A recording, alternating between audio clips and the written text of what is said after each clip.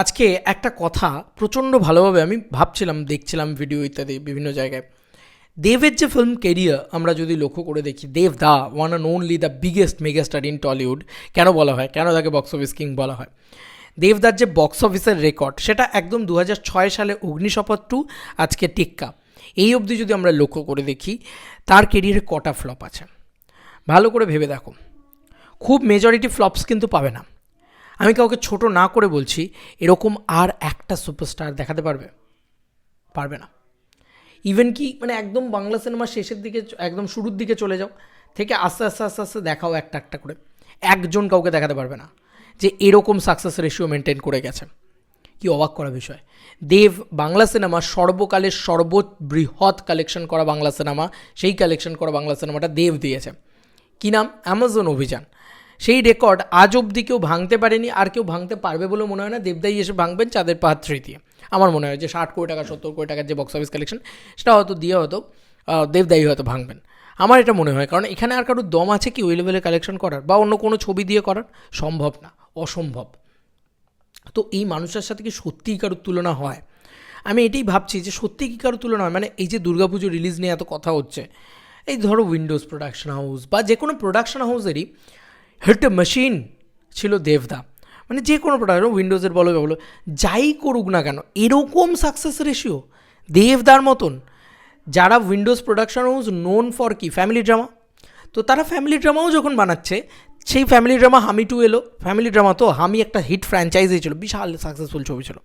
তারপরে হামি 2 এলো, ঝাড় খেয়ে গেল কার কাছে না দেবদার কাছে, সেই ফ্যামিলি ড্রামার কাছে।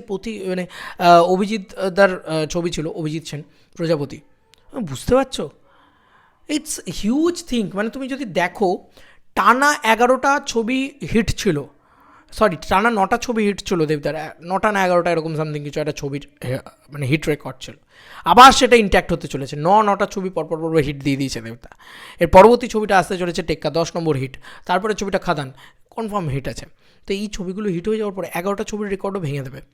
তো আজকে তুমি দেখাও যে টানা 11টা ব্লকবাস্টার বা 11টা হিট বা এরকম দিতে পেরেছেন, এরকম হিরো দেখাও। বা ছেড়ে দাও, মানে যে কটা ছবি করেছে তার ট্যালি করে তার সাকসেস রেশিওটা ভাবো। সেই সাকসেস রেশিওটা দেবদার ক্ষেত্রে 85% টু 90%।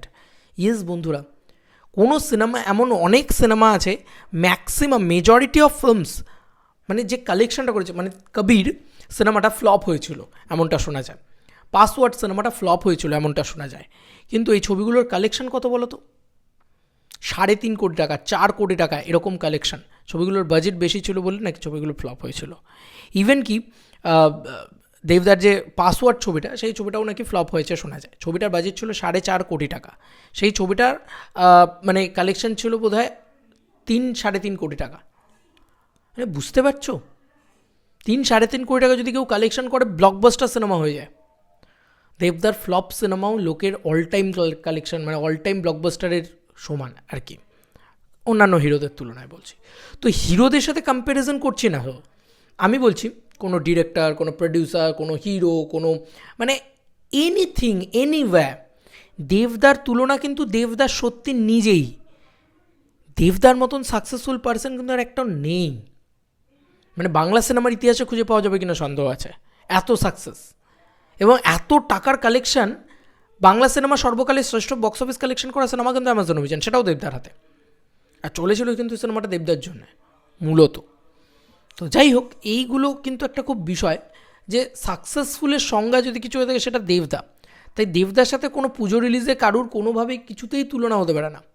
কারণ ওনার বক্স অফিস রেকর্ডটাকে ভেঙে দেখা কেউ, ওনার এই যে মানে ওনার এত রেকর্ড আছে, ভাঙতে মানে কেউ যদি ভাঙতে চেষ্টাও করে, একটা দুটো ভেঙেও ফেলে, তারপরে ওপর দিকে তাকিয়ে বলবে আরে সাবাস ভাই, 100-150 রেকর্ড করে বসে আছে।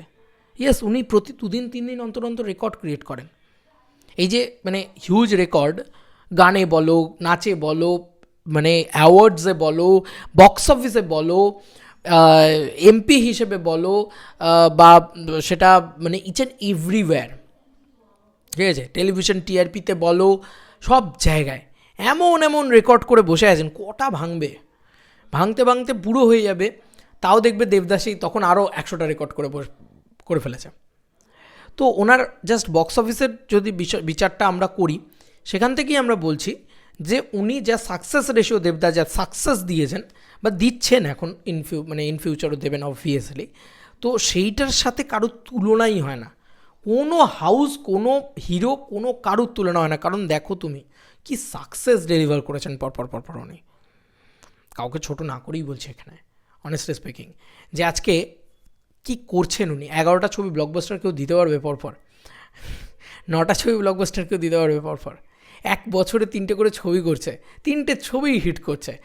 কী লেভেলের, মানে তুমি আজকের দিনে যদি বলো 100% সাকসেস রেশিও ভাই একটা মানুষের, যেখানে যাচ্ছে সেখানে হিট ভাই। পলিটিক্স করছে সেখানে হিট, সিনেমা করছে সেখানে হিট, অ্যাওয়ার্ড নিতে যাচ্ছে হিট, বক্স অফিস নিতে যাচ্ছে হিট, মানুষের কাছে হিট, সাধারণ মানুষের ভালোবাসায় হিট, সব জায়গায় গিয়ে ভালোবাসা পাচ্ছে দেবদা। মানে জেম সাকসেসফুল একটা পার্সন। আর এই সাকসেসের গল্প আমি সত্যি বলছি, ওনার সাথে নেভার, বলে না দেব একটাই, মানে দেবদা আর একটা তৈরি হবে না। আর আমার মনে হয় না যে এরকম সাকসেসফুল সুপারস্টার আর কোনো দিন বাংলায় আসবে। আর চিরকাল কোনো দিন ছিল বাংলা সিনেমার ইতিহাসে এত সাকসেস কেউ দেখেনি হয়তো দেবদা যে সাকসেসটা দিয়েছে। ইয়েস, অনেস্টলি বলছি এটা, মানে দেবদা যে নাম্বারটা জেনারেট করতে পেরেছে বা যে বক্স অফিসের রেশিওটাকে পরপর করে গেছে, ইটস হিউজ। অবভিয়াসলি আমি সবাইকে রেসপেক্ট রেখে বলছি যে মুম্বাদা হোক বা উত্তম কুমার হোক বা চিরঞ্জিত বাবু হোক বা রঞ্জিত মল্লিক হোক, এনারা একটা টাইমে ইন্ডাস্ট্রিকে বাঁচিয়ে রেখেছেন বলে দেবদা কাজ করতে পারছে অবভিয়াসলি। কিন্তু দেবদার মতন সাকসেস হয়তো উত্তম কুমারই হয়তো দিয়েছিলেন লাস্ট, আই ডোন্ট নো, মানে আমি জানি না, মানে আমি জাস্ট ভাষা হারিয়ে ফেললাম। তোমাদের আর কি মতামত এই যে একটা এরকম একটা থ্যানোস লেভেলের সাকসেস, একটা ম্যামথ সাকসেস, এটাকে নিয়ে, এই সাকসেস স্টোরিটাকে নিয়ে কী মতামত জানিও কমেন্ট সেকশনে। চলো বন্ধুরা, নতুন কোনো ভিডিওতে দেখা হবে, বাই।